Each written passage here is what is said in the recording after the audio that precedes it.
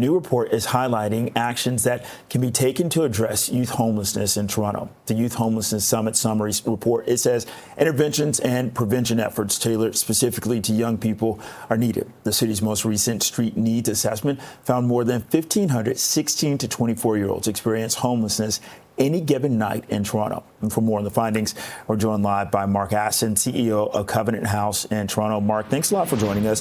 First of all, if you can clearly define, there's a difference between youth homelessness versus adult homelessness. What do we need to know? Well, I think that's a really important point, Makari. Youth homelessness and adult homelessness are not the same.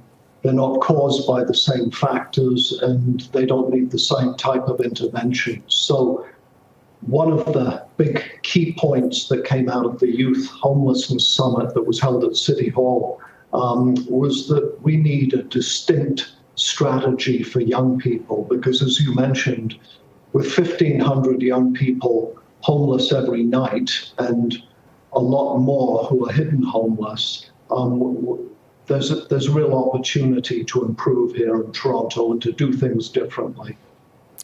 Mark, what are the causes? What are you all learning? Well, one key distinction is that youth homelessness is most often caused by family tension, family breakdown, which is caused by a whole range of things, including poverty, discrimination, alienation, abuse, and so forth. So when you consider that, what young people need to overcome homelessness is often reconnection to community, reconnection to family, support to stay in school, and those type of upstream services that can help a young person avoid homelessness, or if they are homeless, to leave homelessness quickly.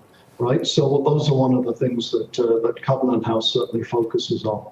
What about, outlined in the report, building momentum for change?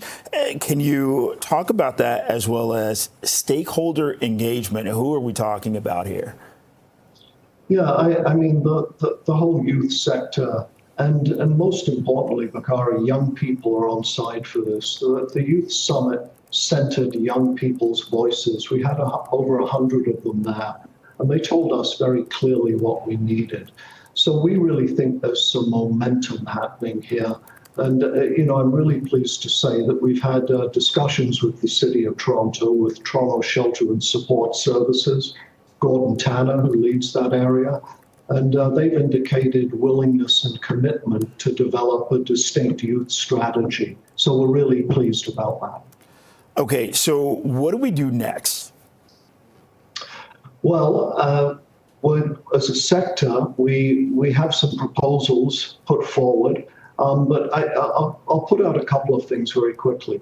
Firstly, we need housing strategies at all levels of government to consider young people.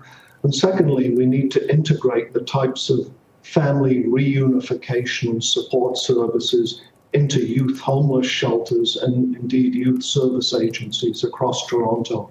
So we've put both those ideas forward to decision makers, and as I said, we've got a very positive response. So while the issue is urgent and difficult, there is hope that we have solutions that can be implemented, and that, a couple of years hence, we don't have to see 1,500 young people homeless on our streets every night.